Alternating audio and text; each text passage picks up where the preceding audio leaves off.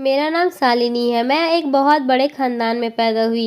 मैं 4 भाइयों की इकलौती बहन थी। हम ज्वाइंट फैमिली में रहते थे। हमारा घर बहुत छोटा था, यूं कहिए 2 फ्लोर बना हुआ था। एक फ्लोर पर दादा दादी, बड़ी माँ, बड़े पापा और उनके साथ मेरी 2 बुआ भी रहती थी।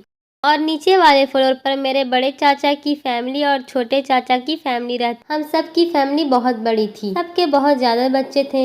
इस हिसाब से हमारे घर बहुत छोटा था। सबके आने जाने का समय भी अलग अलग था। सब अपने समय के हिसाब से आते जाते थे। हर समय घर में शोर रहता था और सबसे ज्यादा शोर तो मंजली चाची करती थी। उनके बच्चे बहुत ज्यादा शरारती थे, हर समय चाची को परेशान करते रहते थे।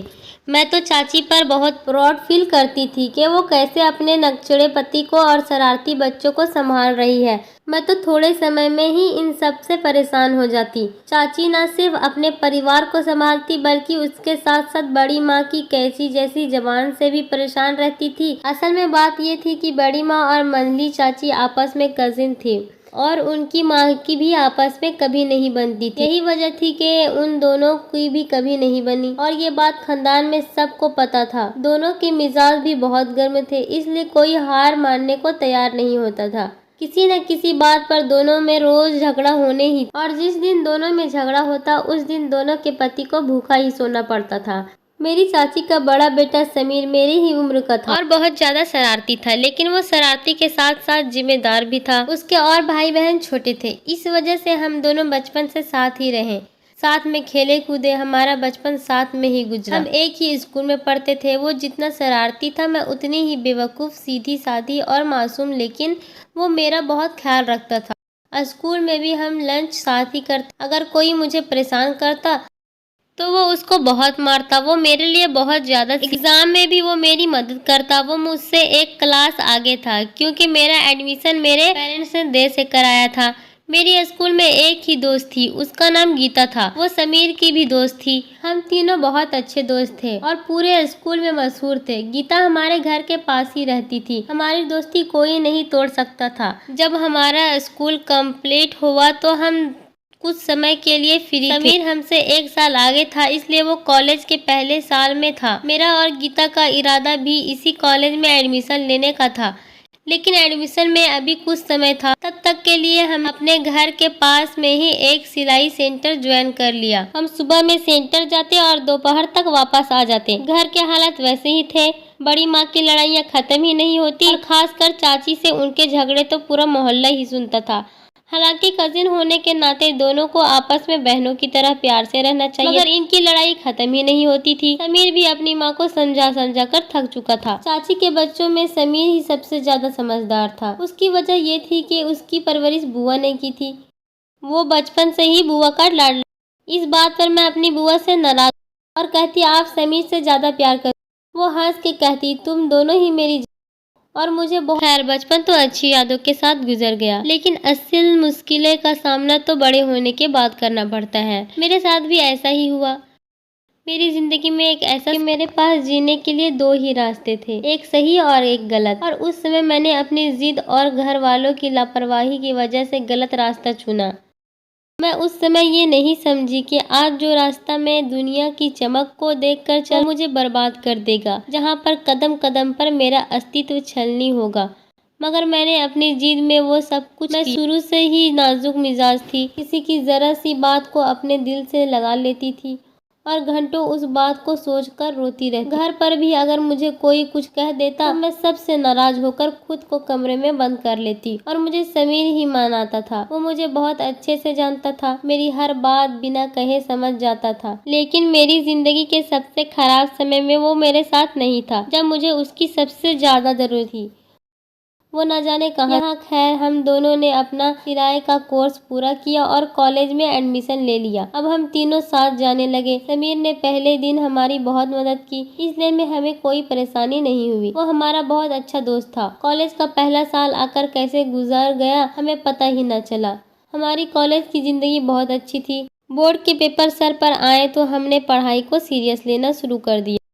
हमारी छवि कॉलेज में हम अपने टीचर के हमेशा से पसंद। हमारी दोस्ती से बहुत लोग जलते थे और बहुत लोग हमारी दोस्ती की मिसाल भी दिया करते थे। समीर यूनिवर्सिटी में चला गया था। हमारा भी कॉलेज में आखिरी साल था। अगले साल में हमारा भी यूनिवर्सिटी में एडमिशन हो जाना था। मैंने और गीता ने बहुत कुछ सोच रखा था। यूनिवर्सिटी के दूसरे साल ही गीता चली गई थी। उसके पिता का तबादला हो गया था। अब मैं और समीर ही रह गए थे। उन्हीं दिनों मेरा एक रिश्ता आया और मेरे घर वालों ने मेरी मंगनी कर दी। अचानक से मेरे घर वालों ने मेरी शादी का फैसला कर दिया।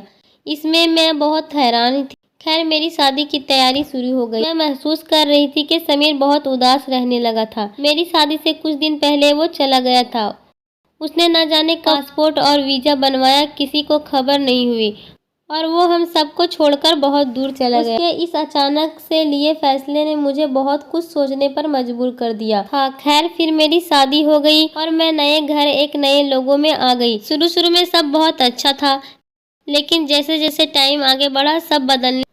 उन्हीं दिनों में हमारे घर में एक फकीर, मैं भी उसे रोज खाना देती थी, जिसके बाद वो मेरे पेट पर हाथ फेरती और पहले मुझे लगा वो मुझे संतान की दुआ देती है, लेकिन वो मेरे पेट पर कुछ लिखती थी, जिसकी वजह से मुझे पेट पर हल्का सा दर्द भी होता था। मैं उसके जाने के बाद पेट से कुर्ता हटाकर देखती तो वहाँ की जिल्द सुर्ख होती। ये सिलसिला चलता रहा। जैसे जैसे समय आगे बढ़ता रहा, मेरे पति का रवैया भी बदलने लगा।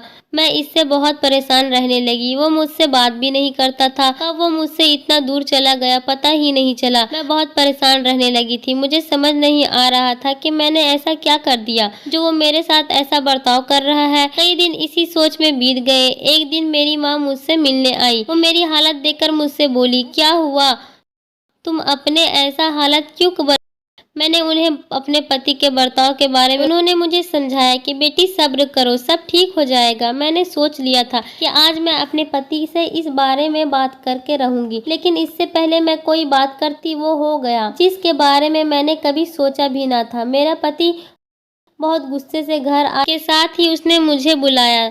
मैं तो उसकी इतनी तेज आवाज सुनकर ही डर गई। मैं किचन से भागकर कमरे में आई। वो बहुत गुस्से में था।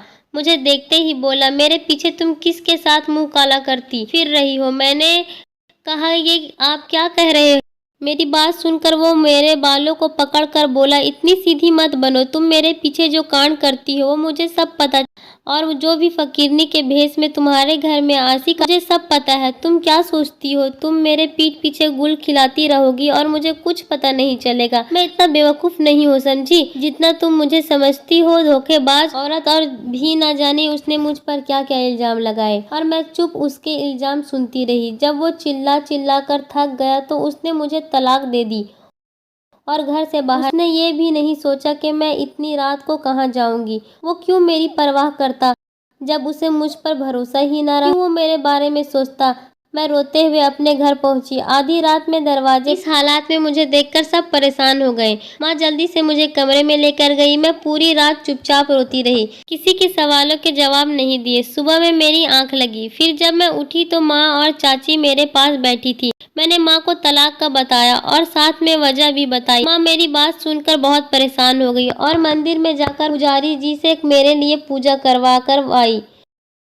पुजारी जी ने एक धागा दिया और कहा, इसे बेटी के पेट पर बांध देना। अभी वो धागा बांध ही रही। ये तेरे पेट पर क्या है। मैंने जब अपने पेट पर देखा तो मैं चौंक गई। मेरे पेट पर 3 मर्दों के नाम लिखे थे और वो साफ दिख रहे थे। मैं हैरत से उसे देखने लगी। माँ भी ये सब देखकर बहुत हैरान और परेशान थी। मुझे समझ नहीं आ रहा था। मैंने माँ से पूछा कि माँ ये क्या है। वो बोली, बेटा सब्र कर, मैं तेरी चाची को बुलाती हूँ। चाची आई तो माँ ने उन्हें मेरे पेट के निशान दिखाए, जिसे देखकर वो भी चौंक गई और बोली, ये सब कैसे हुआ, ये तो जलने की निशान है। मैंने कहा, ये तो किसी मर्द के नाम लिखे हुए हैं। वो बोली, नहीं, गौर से देखो, जलने की निशान है। किसी ने अपने जले हुए हाथ को तुम्हारे पेट पर रखा है। चाची की बात मुझे वो फकीरनी याद आ गई जो रोज मेरे पेट पर हाथ फेरती थी। मैंने माँ को उसके बारे में बताया तो माँ ने कहा, तुम कल मेरे साथ उस गली में चलना और मुझे बताना वो कौन सी फकीरनी है। बोली, ठीक। अगले दिन हम उस गली में गए, मैं चादर ओढ़ गई ताकि मुझे कोई पहचान न सके। हम बहुत इंतजार किया लेकिन वहाँ कोई नहीं आया। मैं सारी रात रोती रही। फिर अगले दिन हम दोबारा उसी गली में गए लेकिन हमें वहाँ कोई भी नहीं मिला।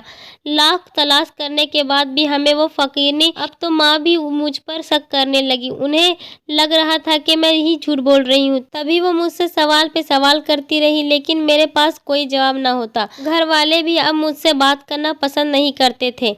उन्हें लगता था मैं सब झूठ बोल रही हूँ और मैंने अपने शौहर को धोखा दिया है। सब मुझे शक की निगाहों से देखते थे। कोई मेरा भरोसा नहीं कर रहा था, जिसकी वजह से मैं टूटने लगी थी। समीर भी यहाँ नहीं था और मेरा उससे कोई कांटेक्ट भी नहीं था, लेकिन अगर वो यहाँ होता तो मेरा ज़रूर भरोसा करता। पूरी दुनिया भी मेरे खिलाफ होती, वो तब भी मेरे ही भरोसा करता। सबकी बात छोड़कर वो मेरे ही बात मानता, मगर यहाँ तो अपने घर वालों को ही भरोसा नहीं था। जिन भाइयों की मैं लाडली थी वो अब मुझे देखते भी नहीं। मैं सबके लिए अजनबी हो गई थी। किसी को मेरी कोई परवाह ही नहीं रही थी, किसी को मुझसे कोई लगाव नहीं रहा। ऐसा लगता था जैसे मैं उनकी कुछ लगती ही नहीं हूँ। कैसे एक पल में सब कुछ बदल गया। मेरे घर वाले मुझसे दूर हो गए और सब घर वालों और मेरे बीच इतने फासले हो गए थे। क्या कोई अपना ऐसा करता है? जिसको अपने हाथों से पाला, वो खुद परवरिश की हो, उस पर भरोसा करना क्या इतनी मुश्किल होता है? जब हमें हमारे अपनों की सबसे ज्यादा जरूरत होती है तभी क्यों सब हमसे मुंह मोड़ लेते हैं? क्यों वो खुद को हमसे इतना दूर कर देते हैं कि चाह कर भी हम उनसे कुछ कह नहीं सकते? कभी कभी जिंदगी इतना क्यों थका देती है? क्यों हमारे इतने इम्तिहान लेती है कि अपना अस्तित्व भी बुरा लगने लगता है। मैं भी जिंदगी के उस मोड़ पर खड़ी थी जहां मैं सब कुछ खो चुकी थी। अपनों का प्यार, उनका भरोसा, उनका साथ, सब मुझसे दूर हो गया था। मेरी एक आह पर तड़प उठने वाले आज मुझसे मुंह मोड़ गए थे। कभी कभी मैं सोचती थी कि क्या सब मुझसे झूठा प्यार करते थे? किसी को मेरी फिक्र ही नहीं थी, इसलिए सब मुझसे इतना जल्दी बेगाना हो गए। कभी कभी इतनी घुटन महसूस होती, मेरा दिल करता मैं यहाँ से कहीं बहुत दूर चली जाऊँ, लेकिन मैं जाती भी कहाँ?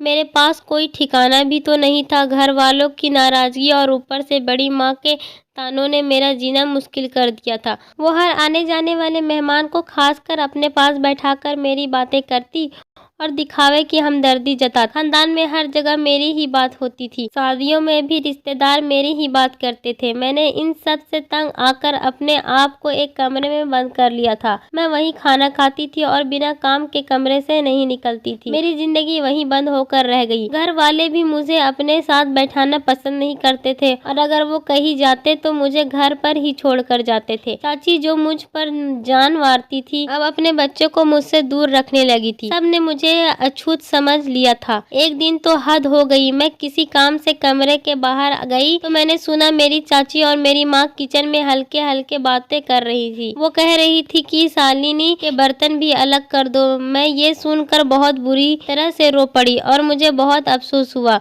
मैं पूरी रात रोते रहने के बाद अगली सुबह मैं एक नई सोच के साथ उठी। मैंने भी सोच लिया था जब ये लोग मेरी परवाह नहीं करते तो मैं भी इनकी परवाह नहीं करूंगी। मेरे अंदर अजीब सी बेचैनी थी। मैंने अब हर वो काम करने का सोच लिया था जो उनको दुख दे। ये लोग जो मेरे चरित्र पर उंगली उठाते थे, अब मैं इन लोगों को इस बताऊंगी। मेरे ख्यालात जन्म ले रहे थे। मेरा दिल कर रहा था मैं सबके सामने खुद को जाहिर कर दूं। मैं नहीं जानती कि मैं ऐसा क्यों सोच रही हूँ, लेकिन इस सब का नतीजा ये हुआ कि मैंने शोबिज़ की दुनिया में कदम रख। ये एक ऐसी खबर थी जिन्हें पूरे खानदान पर बम गिरा दिया था। मेरे घर वाले पहले से ही मुझसे वास्ता नहीं रखते। अब उन्होंने मुझे घर से निकाल दिया था, मगर मुझे अब इस सब का कोई फर्क नहीं पड़ता था, क्योंकि मैंने पहले ही सोच रखा था कि मेरे साथ यही सब होगा। मैं उस समय भी यही सोच कर रही थी कि अगर उन्हें मेरा ख्याल होगा तो वो मुझे जरूर रोके। और उनके रोकने से मैं रुक जाती, उनका कहना मान लेती, क्योंकि अभी मैं इतनी आगे नहीं गई कि मेरे पास वापसी का रास्ता ना हो। मगर मेरे इन गलत रास्ते पर बढ़ते कदमों को किसी ने नहीं रोका था, ना किसी ने मेरा ख्याल आया। पहली बार मैंने शोबिज़ की दुनिया में जाने का तब सोचा था जब मैं खुद को बदलने के लिए पार्लर में गई। उस समय वहाँ एक मॉडलिंग एजेंसी की ऑनर भी थी। मेरी उससे बात हुई। उसने मुझे बताया कि हमारी कंपनी नहीं, क्या तुम हमारी मॉडल बनोगी? मैंने कुछ देर सोचकर कहा नहीं। उसने मेरी बात नहीं सुनी। वो मुझे अपनी कार्ड देकर बोली, जब तुम्हारा इरादा बदल जाए हमारे ऑफिस आ जाना। उस दिन कार्ड रखते हुए मैंने ये नहीं सोचा था, मगर उस दिन जब मैं घर पर पहुंची तो सब ने मेरे मेकअप वाले चेहरे और कटे हुए बाल देखकर मुझे बुरा भला कहना शुरू कर दिया। उनके लिए मैं एक आवारा लड़की थी और बहुत बेसिक। इतना कुछ हो जाने के बाद भी खुद को संवारने में लगी थी। मैं उस दिन उनसे पूछना चाहती थी कि ये सब क्या है जिसकी इतनी बड़ी सजा मुझे मिल रही है, मगर कोई मेरी सुनता ही नहीं था, और जो सुनता था वो बहुत दूर था। उस समय मुझे समीर की बहुत याद आ। अगर वो होता तो सबके सामने मेरे साथ खड़ा हो जाता, मुझे मेरा भरोसा करता, मगर वो तो यहाँ नहीं। उसे तो शायद कुछ पता ही न था कि यहाँ मेरे साथ क्या हो रहा है। मैंने उस दिन अपने आप को गौर से देखा। उस औरत का कहना था कि मॉडलिंग की दुनिया में तहलका मचा सकती हो। मेरा चेहरा खूबसूरत है। मैं पूरी रात सोचती रही। अगली सुबह मैं चुपके से उसके ऑफिस चली गई। उन्होंने मेरा मेकअप ओवर किया और मुझे पूरा बदल दिया और मेरे कुछ फोटो लिए, और जब मैं घर आ रही थी तो सूरत के एडवांस पैसे मेरे पर्स में थे। मेरे अंदर अजीब, और मेरे इस कदम का नतीजा ये निकला कि मेरे घर वालों ने मुझे रोकने के बजाय मुझे घर से निकाल दिया, जिससे मैं इस दलदल में फंसती चली गई। मैं अब एक पैलेट में रह रही थी। मेरे घर वालों ने सारे रिश्ता मुझसे ख़त्म कर दिए थे। अब मैं एक अच्छी मॉडल बन गई थी। लोगों को मेरे चेहरे से ज़्यादा मेरी आंखें पसंद आती थी, जिसमें उदासी थी। यही वजह थी कि मेरे चाहने वाले बढ़ते जा रहे थे। अब मैं पैलेट से निकलकर बंगले में रहने लगी थी। वैसे मेरे पास सब कुछ था, बस घर वालों का साथ नहीं था। एक दिन अचानक गीता का फ़ोन आया। वो बोली, यार ये तू किन रास्तों पर चल रही है? तू तो बिल्कुल भी ऐसी नहीं थी। उस समीर ने भी तुझे नहीं रोका। मैंने गहरी सांस ली और उसे सारी बात बताई। वो बोली, देखो तुम्हारे साथ जो हुआ गलत हुआ, मगर बदले में तुमने भी अपने लिए गलत राह चुन ली है, और तुम अगर समीर को नहीं ठुकराती तो तुम्हारे साथ मैंने मतलब है तुम्हारा। मैंने उसे कब ठुकराया? वो तो मेरा सबसे अच्छा दोस्त था। वो बोली, यही तो गलती की है तुमने। तुम उनसे अपना दोस्त मान रही हो और वो तुम्हें दोस्त से ज्यादा समझता था। तुमने कभी सोचा कि वो तुम्हारी शादी कर चला क्यों गया? इसलिए कि वो तुमसे मोहब्बत करता था। तुम कभी नहीं समझ पाई, लेकिन मैंने उसकी आंखों में तुम्हारे लिए बेतहाशा मोहब्बत देखी। उसे तो तुम्हारे अब के हालात के बारे में भी नहीं पता। वो तुम्हारी चाची उसकी मोहब्बत के बारे में अच्छे से जानती थी, मगर वो नहीं चाहती थी कि समीर की शादी तुमसे हो। उसकी शादी अमीर लड़की से कराना चाहती थी, इसलिए उन्होंने तुम्हारी माँ से कहकर तुम्हारी शादी जल्दी करवा दी। मैं ये सब तुम्हें बताकर परेशान नहीं करना चाहती थी, मगर जिस रास्ते पर तुम चल रही हो वो तुम्हारे लिए गलत है। बेहतर होगा तुम अपने कदम वापस ले लो। उस दिन सारा दिन मैं गीता की बातों में समीर मुझसे प्यार करता था।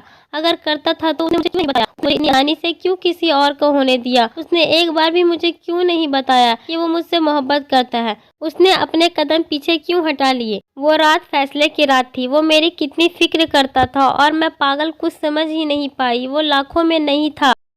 मुझे आज भी याद है यूनिवर्सिटी की कितनी लड़कियां उस पर मरती थी, मगर वो किसी को देखता भी नहीं। वो हमसे सीनियर था लेकिन हमारे साथ ही रहता था। वो पढ़ाई में भी मेरी मदद करता था। गीता के जाने के बाद भी वो मेरा साथ ही रहता था। उसने मुझे कभी अकेला नहीं छोड़ा, और जब छोड़ा तो ऐसा गया कि पलट कर वापस नहीं आया। मैं जानती थी कि मैं ही उसे वापस, इसलिए मैंने गीता से उसका नंबर लिया और उसे कॉल की। घंटी जा रही थी और हर बेल पर मेरे दिल की धड़कन तेज होती जा रही थी। कुछ देर बाद किसी ने फोन उठाया और हेलो किया। मेरे दिल धड़क रहा था। मैंने कहा, समीर। मेरे इतना कहते ही उसने कहा, शालिनी। उसके लहजे में खुशी और हैरानगी दोनों थी। कितने टाइम बाद मैंने उसकी आवाज़ सुनी। मैं उससे कहा, ये मैं हूँ। कहाँ चले गए थे मुझे छोड़कर? एक बार भी तुमने मेरे बारे में सोचा होता। एक बार तो अपने दिल की बात मुझे बताई होती। मैंने घंटों उससे शिकायत की, फिर मैंने उसे सारी अपना शोबिज में आना भी, जिस पर वो मुझसे नाराज हुआ। लेकिन मैंने उसे बताया कि मैंने अब छोड़ने का फैसला कर लिया। ये सब मैंने जिद में किया था। घर वालों ने मुझे इतना पराया कर दिया था कि मेरी समझ में नहीं आ रहा था कि मैं क्या करूं। फिर हम रोजाना ही बात कर। खैर, मैंने शोबिज की दुनिया को छोड़ दिया था और उससे मिली सारी दौलत पैसों को भी अब मैं किराए के घर में रह रही थी और एक सेंटर में सिलाई का काम कर रही थी। सालों पहले शौक में सीखी हुई सिलाई आज काम आ रही। कुछ दिन बाद समीर भी वापस आ गया और गीता भी यही शिफ्ट हो गई, लेकिन मैं अब भी उस फकीरनी के बारे में सोचती। आखिरकार एक दिन वो मुझे मिली ही और तब मुझे पता चला वो औरत नहीं मर्द है। भेष लोगों के घरों को बर्बाद करता है। उसे मेरी बड़ी माँ भेजा था। वो असल में हमारे घर के पास ही एक बाबा था। बड़ी माँ ने उसे पैसे दिए थे इस काम के। खैर अब मेरी जिंदगी बेहतर हो गई थी। समीर ने सब घर वालों के सामने मुझसे शादी करने की बात की, जिस पर कोई राजी नहीं हुआ, लेकिन समीर ने सबको मना लिया। बेदिली से ही सही, सब हमारी शादी को शरीक हो गए। शादी के बाद वो मेरे साथ दूसरे शहर में शिफ्ट हो गया। उसकी जॉब भी वहीं थी। मैंने भी सब भुलाकर एक नई जिंदगी की शुरुआत। दोस्तों, उम्मीद करती हूँ आपको हमारी कहानी पसंद आई होगी। कहानी पसंद आई तो वीडियो को लाइक करें और चैनल पर नए हो तो चैनल को सब्सक्राइब करें और हाँ, नोटिफिकेशन बेल को जरूर दबाएं ताकि अगली अपडेट सबसे